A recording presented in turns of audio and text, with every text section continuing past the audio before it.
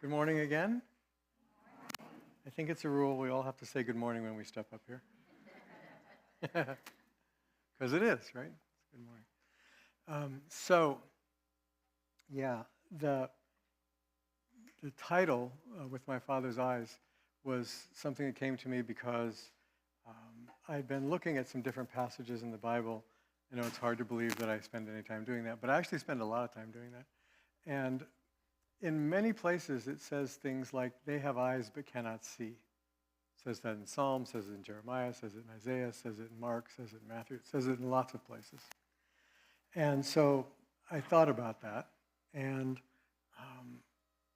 I have some things I want to share with you that came to me in the process. One of the things I want to share with you is how important it is what we see.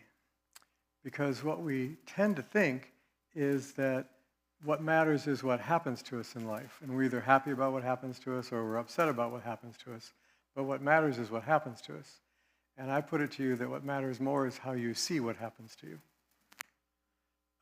So I'll tell you a couple of short things just to kind of get the ball rolling in that direction. There's a very old Jewish story. And long ago, there was a famous rabbi in Judaism named Zusha. And he had a brother, and there's a lot of stories about them. They're famous teachers.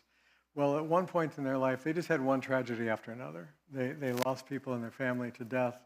They were part of a Jewish pogrom in Eastern Europe where their village was burnt down. They lost everything. Horrible things happened to them. And at one point, a friend of his was saying to Zusha, how do you deal with all these horrible things that have happened to you in life? How do you reconcile all that? And how do you deal with it? And Zusha looked at him and said, what terrible things? Because the way he looked at them were opportunities and lessons that helped him move in the direction he wanted to move. So he didn't carry the idea of these were all horrible things that happened to him. The other one's a little more funny. This is a really old, actually meant to be a joke, but it has a point. This was back in the days when baseball was like the national pastime. It was before television and internet and all of those things where people spent all their time.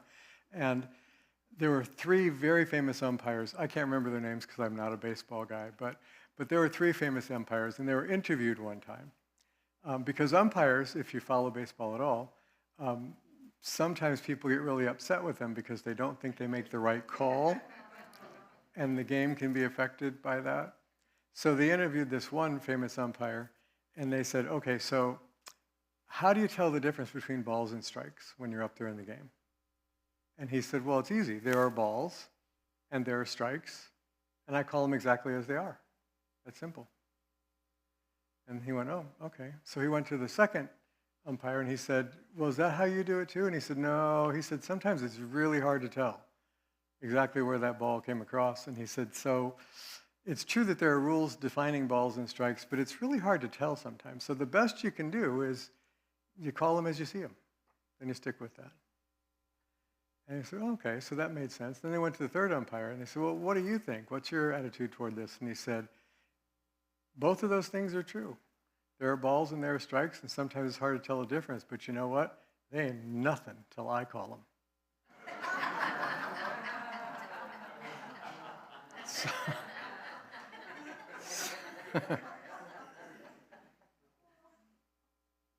So what happens to you is less important than what you tell yourself about what happens to you.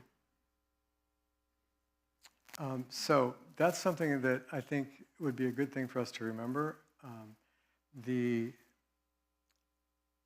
I know people that believe they can't sing, or they can't dance, or they can't do math, or they can't do something, not because they actually can't, but because somebody told them that once. Somebody that mattered to them, somebody that had influence over them, and they took that in and said, oh, I can't sing. And so they never sing. Until one day they find out they can sing, and they're astonished that they can actually sing. Because for years and years and years and years, they believed they couldn't do it. Maybe you've had something in your life that you didn't think you could do or were worthy of having, and all of a sudden something shifted inside you, and you realized you were worthy of it or you were capable of doing it. And you were kind of amazed at how long you denied yourself that and limited yourself just by believing and telling yourself that story. You know what I'm talking about? Yeah. So I want to tell you some things about the Bible, and they have eyes but don't see. So the first part of understanding that, for me, is to think about the times. Let's say that there's a book. Let's say it's the Bible, but let's say it's any other book, any other spiritual book that you are reading. And you're reading it, or somebody here says, like Stephen or Michael or Wanda, says, read the Bible, read the Bible. And you go home and you pick it up and you start somewhere and you go, what? How did they get this out of that? You know, when they talk up there, it makes sense to me. And I go home and read it and I go, what is this talking about? I don't get anything out of this. At best, I get a bunch of old names that I can't pronounce in places I don't know where they were, and why should I care about them in the first place? Any of you had that experience with the Bible? Yeah. So,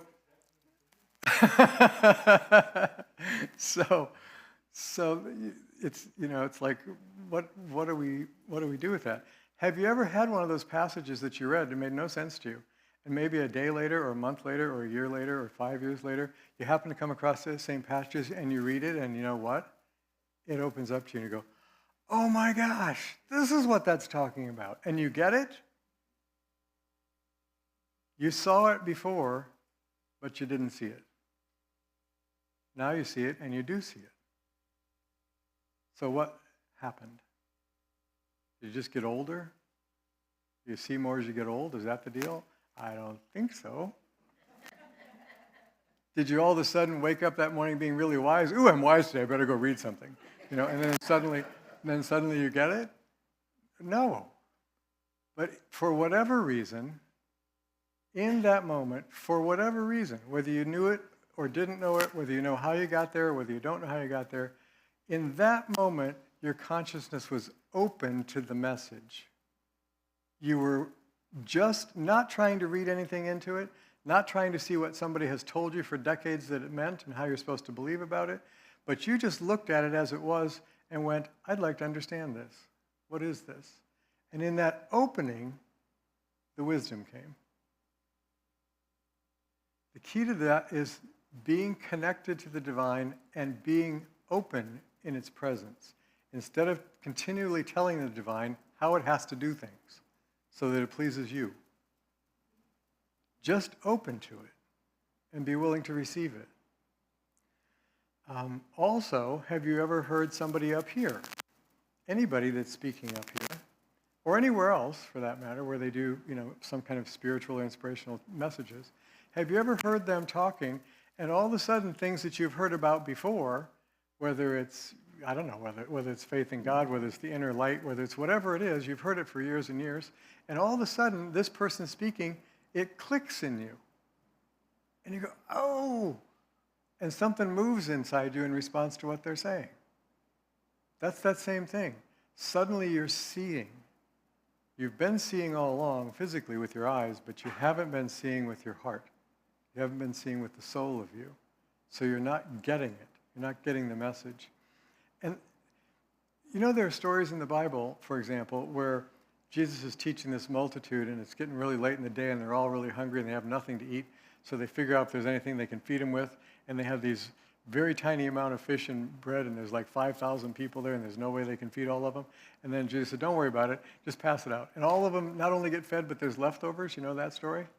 Do you know that later on in the Bible it says that all of his apostles who were with him at that instant saw nothing special about that? They didn't see that miracle.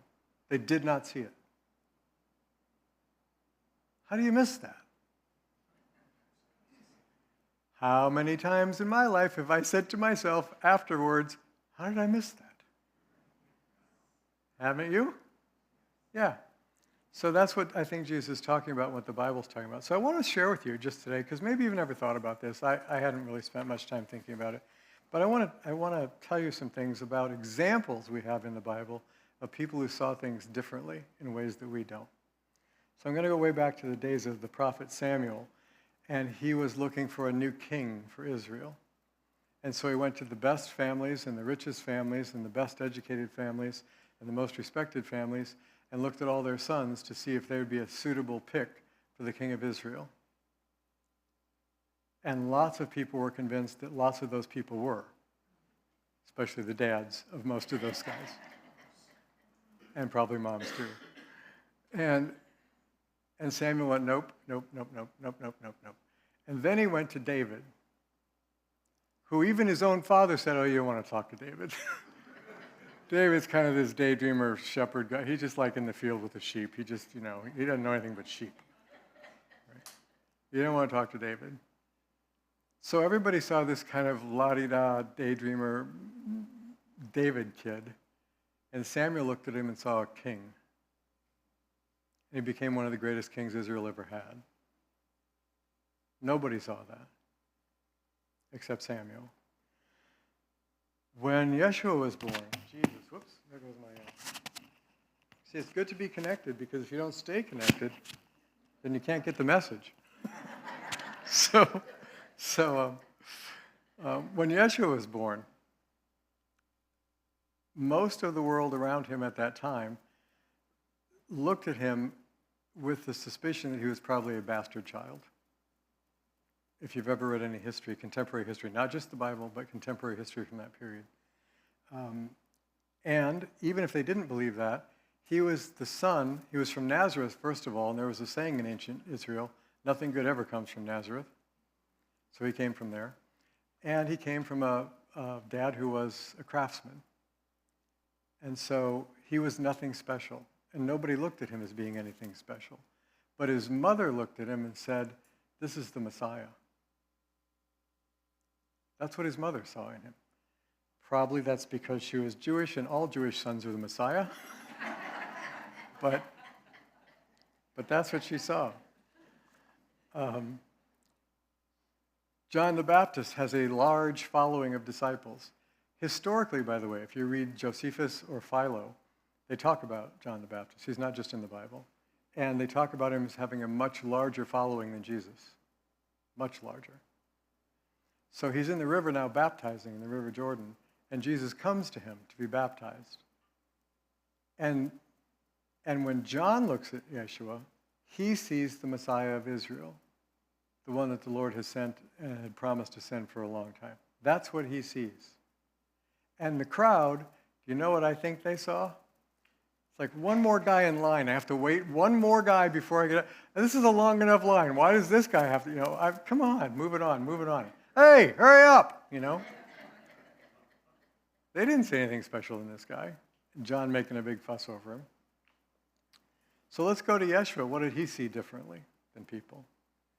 So Yeshua's walking along, minding his own business, and he sees a woman about to be stoned to death for adultery.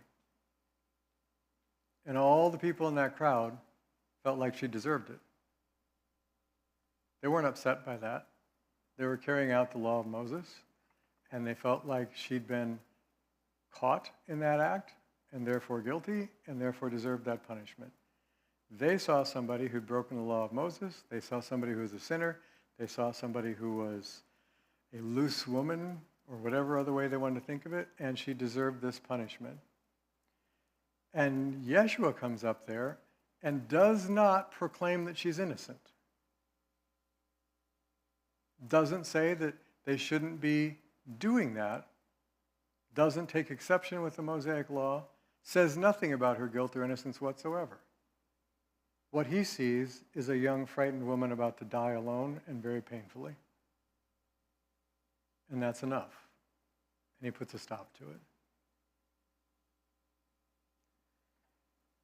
When a leper came up to the group of apostles and wanted to be healed and had open and oozing sores all over his body that at the time people thought were very contagious and very dangerous, all of the apostles backed away from him. And the leper said, I believe that you can heal me if you want to. And Jesus said, of course I want to, and went up and hugged him. And he was healed. He didn't see all the sores. He didn't see the disease. He didn't see the fear that they saw. He saw a man suffering and wanted to help ease that suffering. When a Roman centurion, a Roman who was in charge of 100-soldier unit, when he came to Yeshua and said his daughter was dying, Yeshua did not see the face of an enemy. Everybody else did. Yeshua did not see somebody who was going to hurt him or his friends. He did not see this enemy. He saw a man whose daughter was dying. And he went to help him. Nobody else saw that. None of the apostles or any other people in the community were running to help this Roman centurion. When Jesus confronts the Pharisees, and he's not always warm and fuzzy when he's confronting some of the people in the temple. But when he confronts them, he's also seeing that. Why is he confronting them? Is he confronting them because he wants to demonstrate to everybody that he's right and they're wrong? Is he confronting them because he wants to lord it over them? Is he confronting them because he wants to prove how superior he is to them? Or is he confronting them because he wants very much to lead them to God and realizes they're missing the point? And on top of that, their entire role is to lead their community to God. And not only aren't they leading their community to God, they're not finding God either. They're just finding a bunch of rules and regulations. And so scared that if they break one, God will punish them. And Yeshua's going, this is not it. This is not it.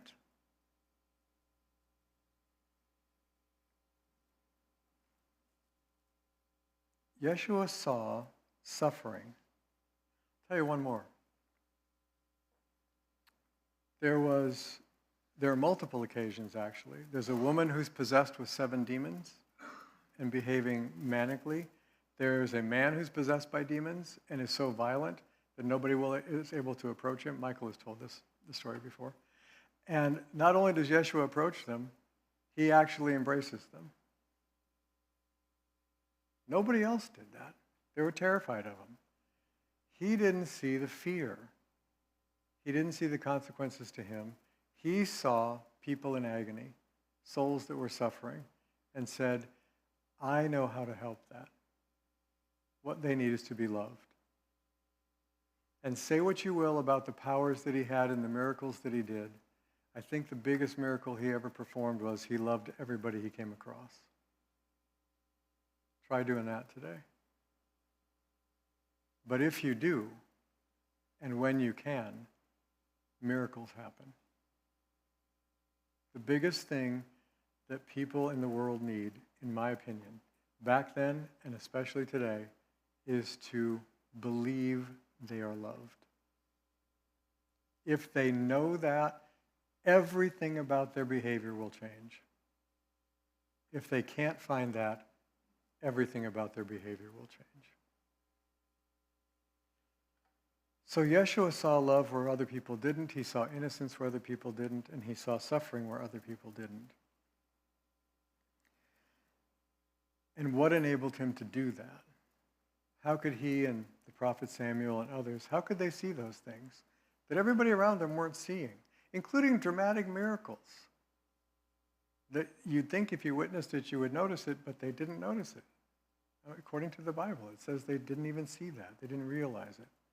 So how was it Yeshua was able to do that? Was it because he was the only begotten Son of God and nobody but him is like him and we can't possibly do those things? Is that why he could do it? Do you think? Because if that's true, then we're kind of out of luck. Aren't we? But if what he was demonstrating is a potential that we have, then that's really good news. When he had been beaten with clubs and flogged until his whole body was a mass of blood and could barely stand up, and then was being nailed to a cross, what he said was, forgive them. I couldn't do that. I'm just telling you. You try nailing me to a cross, that's not what I'm going to be saying. But I have the potential to do it. And thank God, Most of us won't have to face anything that extreme. But the things we face in our life are hard enough for us, aren't they? So those things that are difficult for you, you have the ability in you to stop seeing the face of an enemy everywhere. You have the ability in you to stop seeing fear in everything. You have the ability in you to start seeing people suffering and caring about it. You have the ability in you to start loving people, even ones that aren't very lovable. You have the ability in you to lift somebody up when they've fallen instead of condemning them for having fallen. That's the ability we have. We have those gifts. And Yeshua manifested those gifts. So he looked at things differently than a lot of people.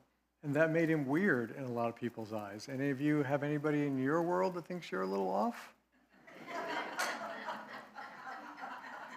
I'm just guessing, but I don't think I'm alone in that, you know? Yeah. Company of weirdos and misfits, you know, that's. And who did Yeshua hang out with? All the social people that weren't acceptable to everybody else. Yep. If he'd have gone to many of the churches that would reject you, they'd have thrown him out the door with you. I'm not kidding. If he'd gone to many of the synagogues, they'd have thrown him out the door too. Still. Religious authority, like political authority and economic authority and almost every other authority, wants to keep its authority. And when anything comes along and says, you don't need any authority except the Lord, then all that authority is not important anymore. And that authority doesn't like that. You know what I'm saying? It's in every arena. So if we're afraid to speak something uncomfortable when we know it's true, then we're not being true to ourselves and we're not really helping anybody else. There's lots of people that will lie to you. There aren't very many who will tell you the truth. So Yeshua saw things very differently than many people did, and was trying to help people to see what he saw. So I have a question for you. So let's imagine for a moment, you know, we like imagining things, right? Visualizations and affirmations and all that stuff. So let's just visualize for a moment that Jesus could come back right now, as he was then. Come back and can walk through that door and come up here and stand next to me, and I'll sit down. And believe me, I would. And he could talk to you. When he looked at you, what would he see?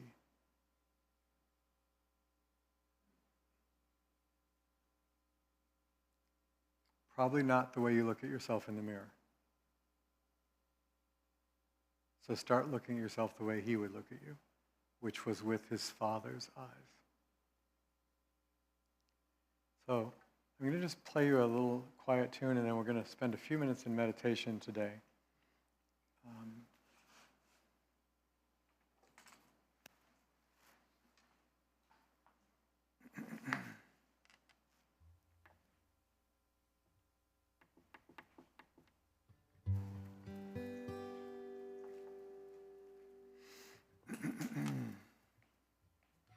Probably help if I got the words.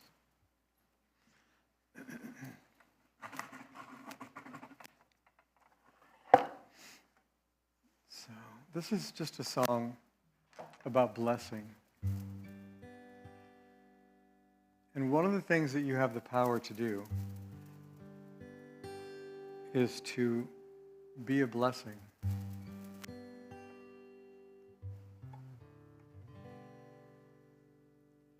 I bless the day I bless the night I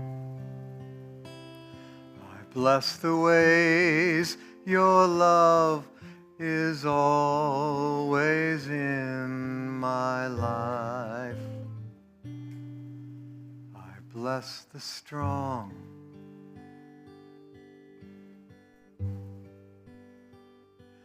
bless the weak.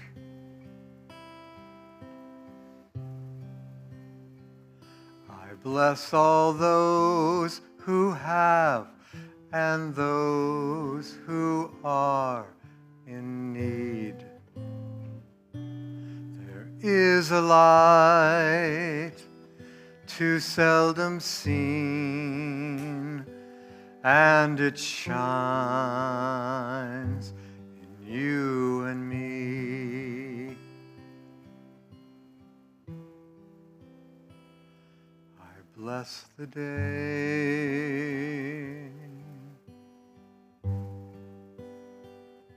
I bless the night,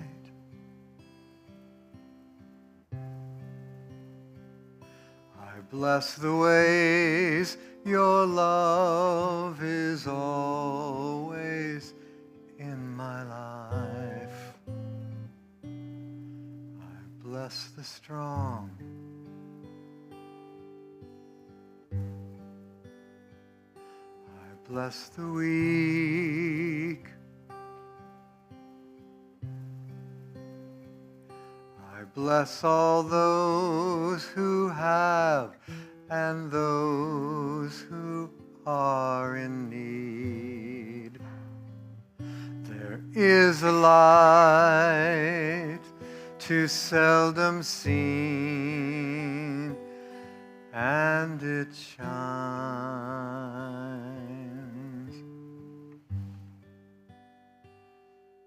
in you and me.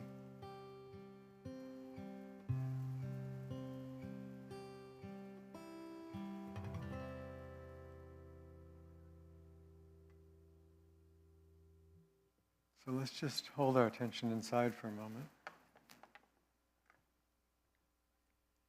And perhaps remember a time in your life where you wished somebody could see you as you are instead of the way they thought you were. When you wished somebody could see the potential in you, but they don't.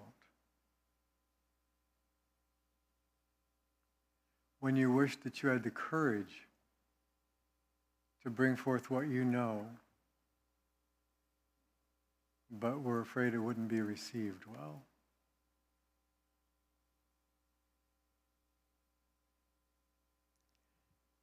And realize in any and all of those times that there was one who saw you as you were. There is one who sees you now as you are. It is the one whose light you carry, whose voice you speak into the world, whose touch you bring to those in your life.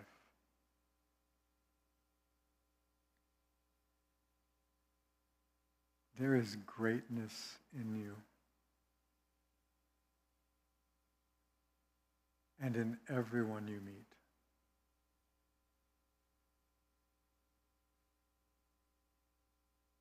And we have the power to find it in ourselves and to see it in one another, even when they don't.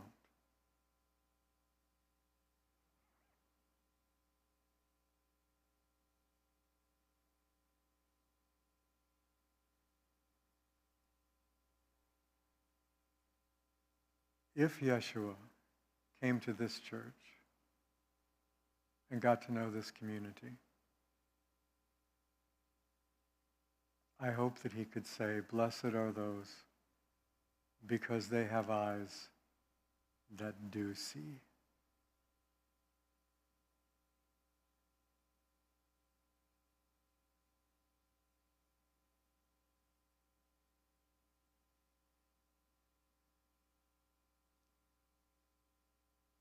The temple in which the Spirit of God's love dwells is you. And you are the gatekeeper of that love. How much is allowed out and how much is allowed in is at your command.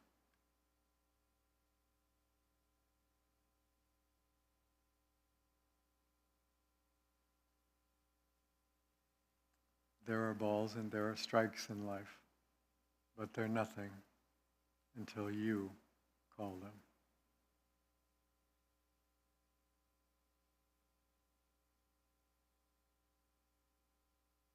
So just sit with me just a moment,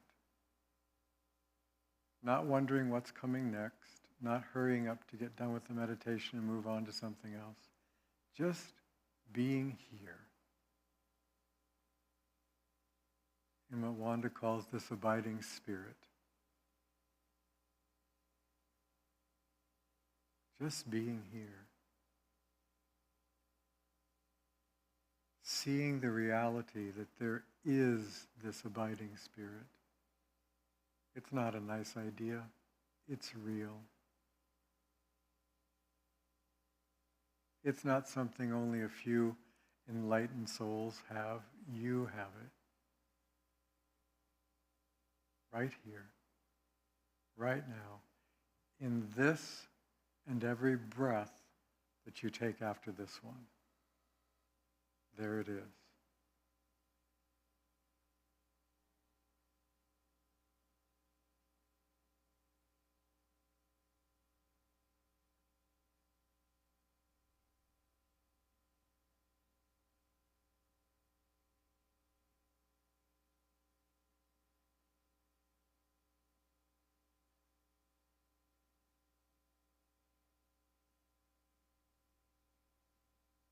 If we could see how much we are loved, our lives would change forever. May you see that today.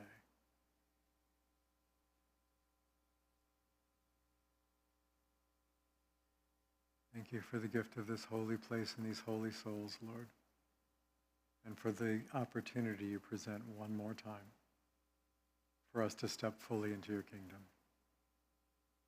In your holy name, we pray.